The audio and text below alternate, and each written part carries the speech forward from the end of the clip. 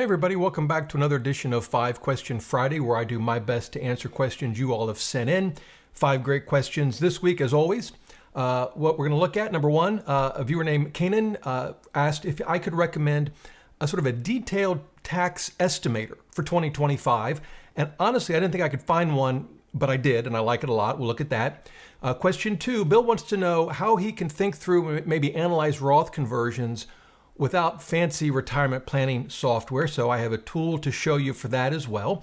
Matt wants to know, should we pay off our mortgage early or invest the money? So, I'm going to give you my 2 cents on that question.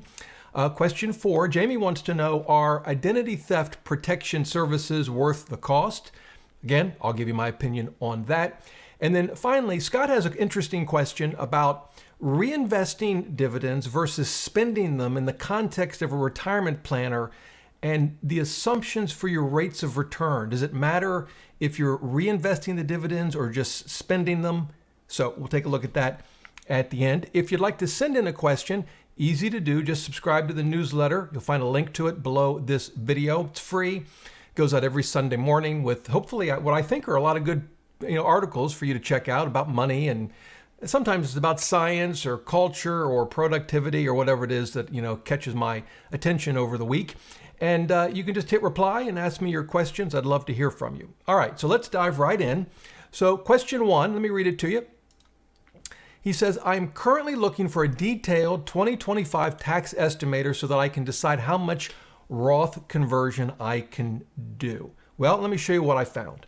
It looks pretty good to me. This is from eFile. It is for 2025. So in other words, it's for 2025 taxes that will be due when we file our returns in 2026.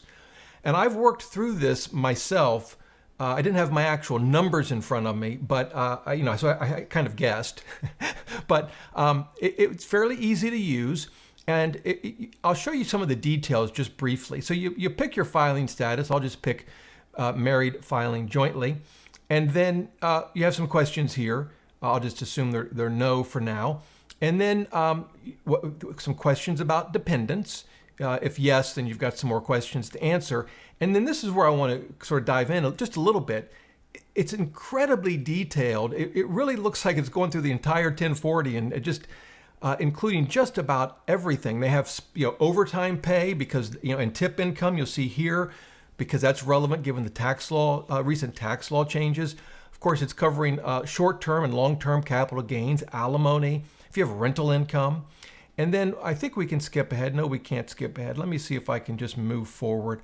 Looks like I've got to put something in there. I don't know. I'll put some income in. Let's see if that allows me to move forward. There we go. So we're at deductions. And again, it goes through just about all of the deductions. It goes through credits. I won't go to each screen. Of course, the taxes you've paid.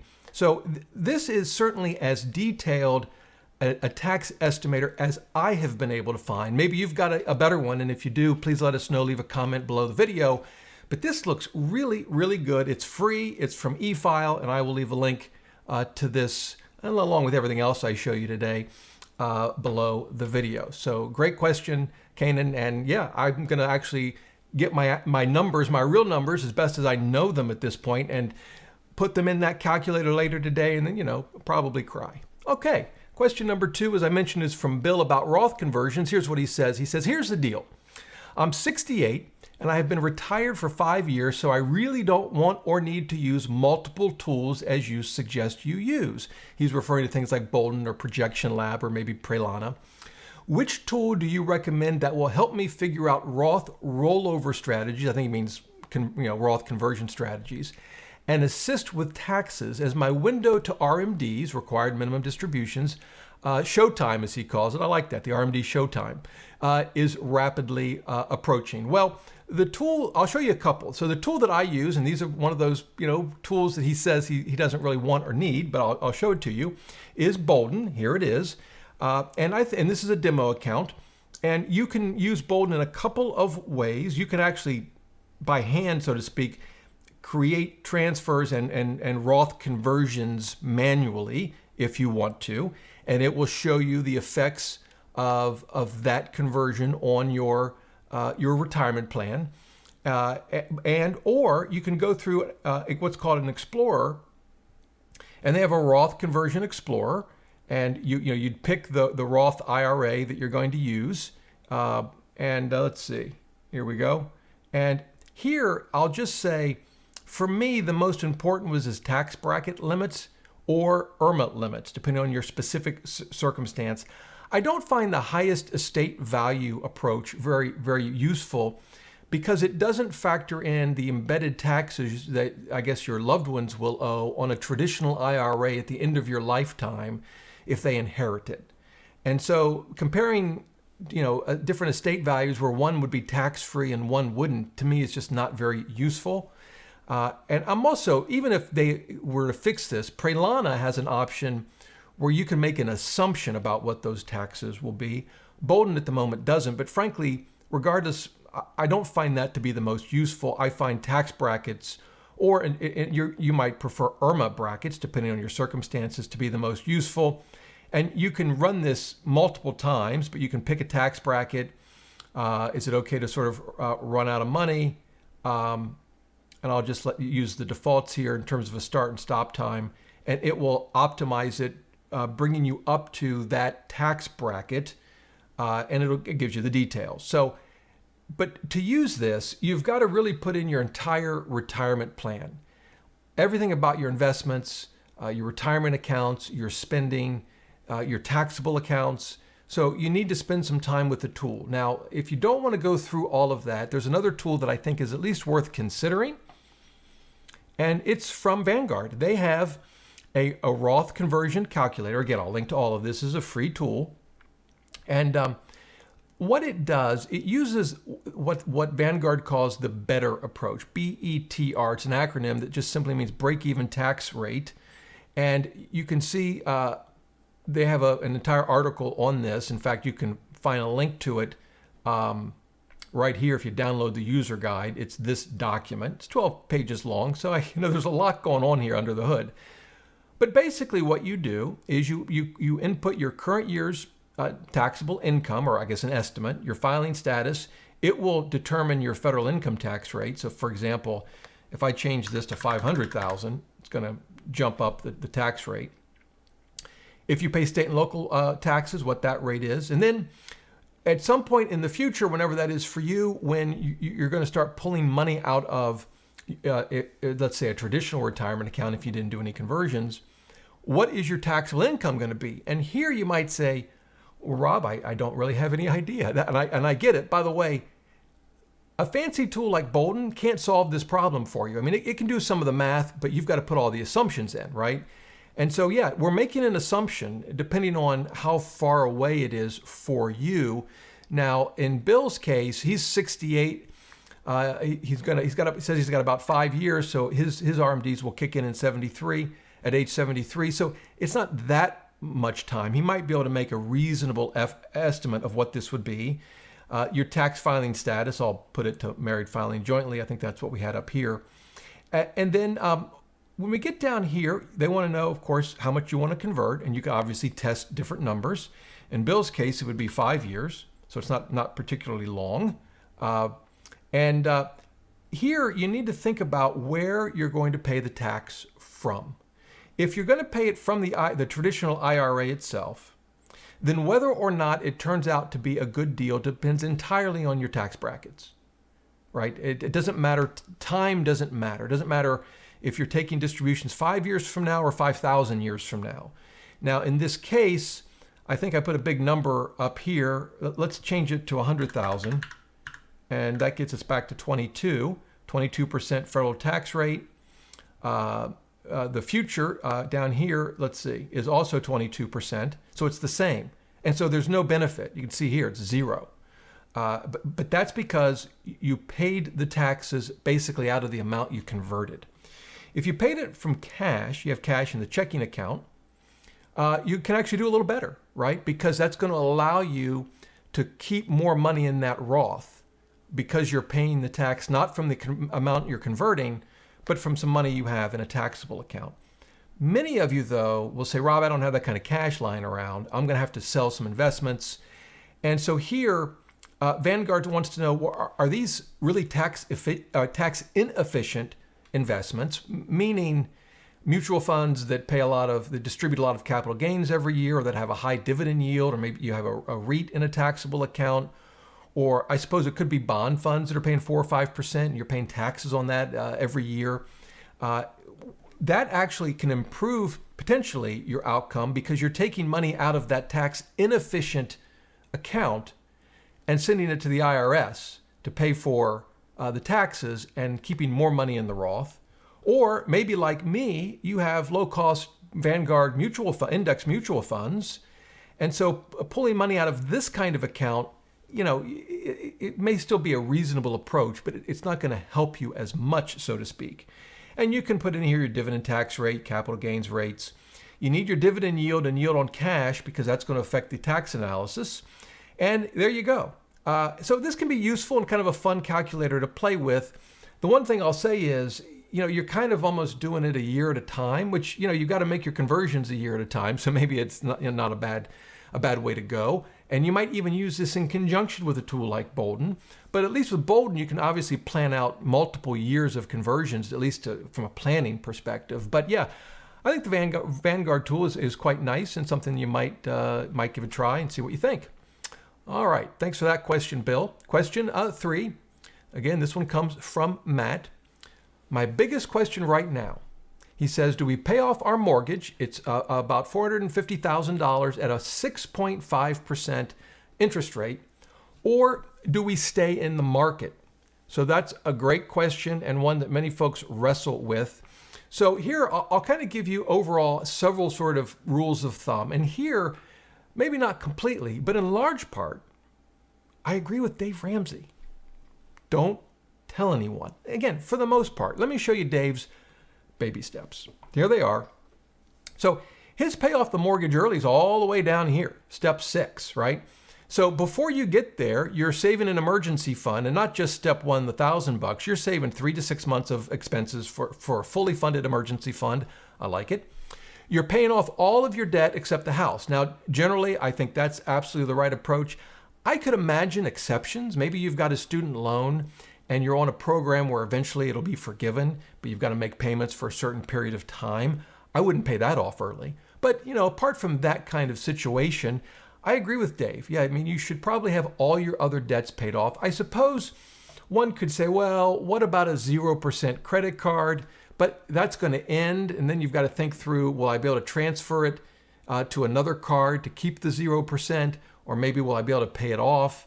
And if I can't, you could end up with double-digit interest rates. So you could think through that. But by and large, yeah, all the other debt should be paid off. He says save 15% of income for retirement. I think that's a very reasonable approach. Could you have a different number? Sure. Maybe you want to retire early and you want to save 25% or more. Perfect. And so that's your goal. But generally speaking, you should have your retirement savings in order. You should know that you're saving enough for retirement, taking advantage of those retirement accounts like Roth accounts. And also, he doesn't mention it in his baby steps specifically, but you may be also wanting to max out an HSA because you have a high deductible health plan. I think that is a priority over paying off your mortgage. And then saving for your child's college fund. Yeah, I think that's a priority over paying your home off early. Now, I think maybe, to Matt's question, what if he says, well, Rob, I've got all of that done. It's really just now invest or not.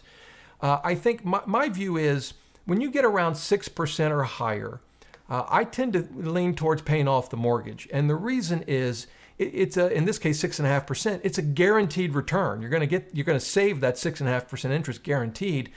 If we compare that to a guaranteed investment, what would we look at? Maybe a T-bill, maybe a short or intermediate term U.S. Treasury bond, but you're not going to get 6.5% for it. Now, yes, he might get tax breaks depending on whether he itemizes. Yes, you should absolutely factor that in, and that will effectively lower the effective interest rate that he pays. So yeah, you've got to factor that in. But still, if we're going to compare it to investing, I think we need to compare it to an investment that has a similar risk profile. Yes, you can put it in stocks, but that's got a much higher risk profile than either U.S. Treasury bonds or in this case, paying off a mortgage early. So at 6.5%, I would be leaning towards paying it off. You know, if you've got one of those fancy 2 to 3%, I think there's some mortgages in the under 3%. Yeah, I probably wouldn't be in a rush to pay that off. Although in fairness, I could have probably gotten a mortgage when we bought our current home about 6 years ago. I want to say in the 3s. I chose not to. So, you know, but still at 3%, I certainly would not be in a hurry to pay off a mortgage. So that's my take. At 6.5%, assuming I had all my other priorities taken care of and plenty of liquidity, yeah, I'd probably look to be paying it off. Although, if pulling money out of your investments is going to trigger a bunch of taxes, I'd be factoring that in before I made that choice. So that's my take. All right. The fourth question from Jamie. My question has to do with subscription-based identity theft protection services. Do you think they are necessary, unnecessary, and why? And for me, at this point, I just don't think they're necessary. You know, you do get some insurance protection, and in theory, they can help you resolve some issues. How well that's going to work, I think it's going to depend on the service. But for me, we freeze our credit reports, and that's free to do at all of the major credit bureaus. And so someone can't, you know, typically open an account in my name. Now, that doesn't theoretically prevent someone from trying, because they could open an account in my name with some, you know, finance company that doesn't check credit. But if they're going to certainly do it with any sort of reputable company, they're going to check the credit report. They're going to see that it's frozen, and it's going to stop the application right then and there. And that's happened for me. We've blocked at least one potential identity theft, threat with the having the freeze on our accounts. So that's been helpful. The other thing I'll point out is they're very easy to unfreeze. If you're going to apply for a credit card or something, you can literally log in. It takes you, 60 seconds. You can unfreeze it, even just for a period of time, for like a few days or a week, and then it automatically refreezes. I guess that's what they call it, when that time is up. So very easy to do. And then I get more credit alerts between the free services I've had because of hacks that have happened in the past, but all the credit cards that I have. They all provide some form of credit monitoring service for free. So every month I get emails that my balance has gone up or down. There's been an inquiry. Of course, I can look at these things and make sure that it was something that I initiated rather than someone else. So Jamie, at least for me, I just don't have a big need for paying for some sort of credit protection or identity theft protection. That's my take on it. All right. The fifth and final question, maybe the hardest, I don't know. Scott says, how does using stock investment dividends as retirement income, so they're in retirement, they're thinking, I'll pull the dividends out and spend them.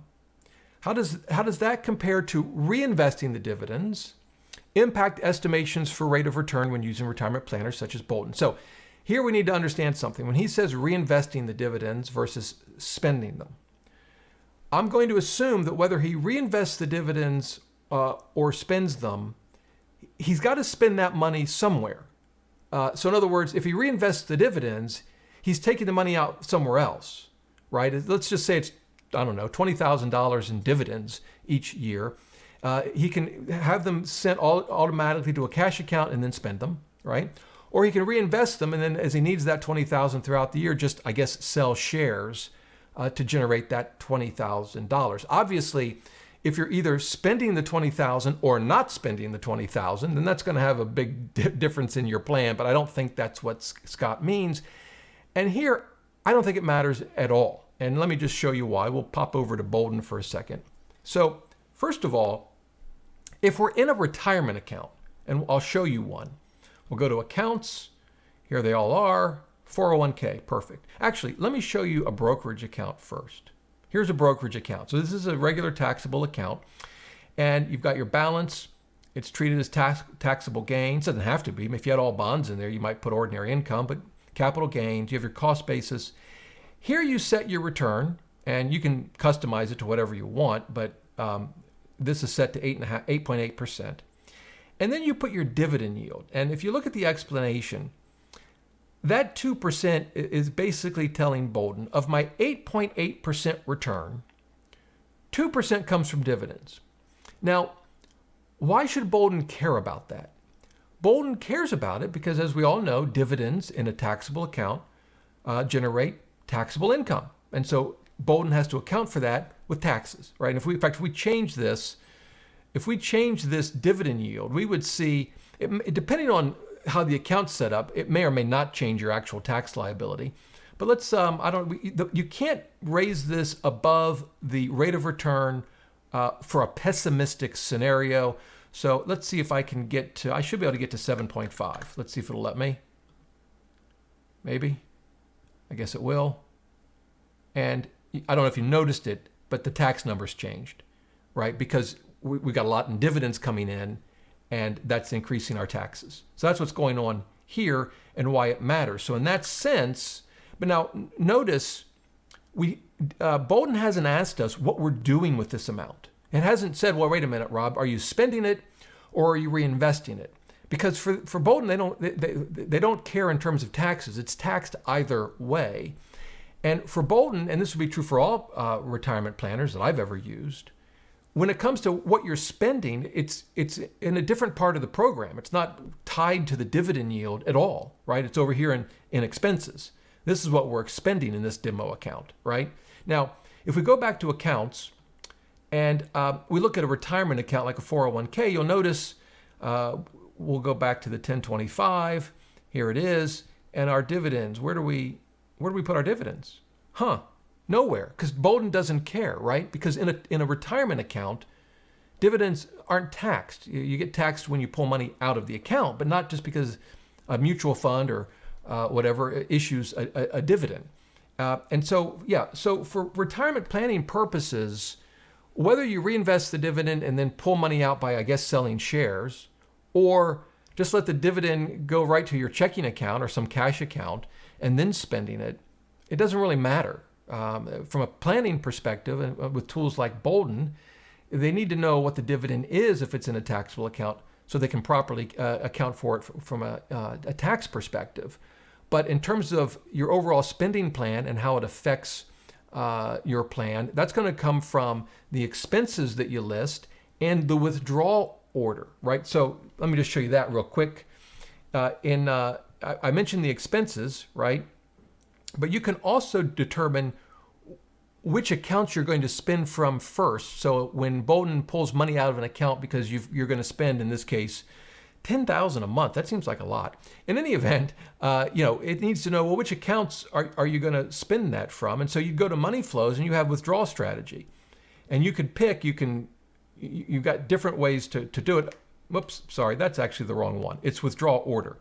And so you can use the traditional approach where they're going to pull from your brokerage account first, right?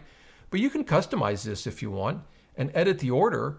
And as we've done here, we've got the 401k ahead of the brokerage account. So, the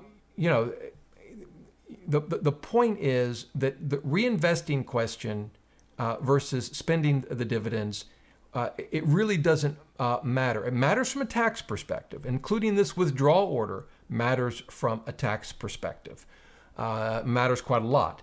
But from from a spending plan perspective, I just don't think it matters. I hope that helps. I know it sounds kind of confusing as I listen to myself answer this question. So hopefully you guys can figure out what I just said. I'll probably rewatch the video and see what I think. But if you have questions, as always, leave them in the comments below. I'll be happy to help you out any way I can. And until next time, remember, the best thing money can buy is financial freedom.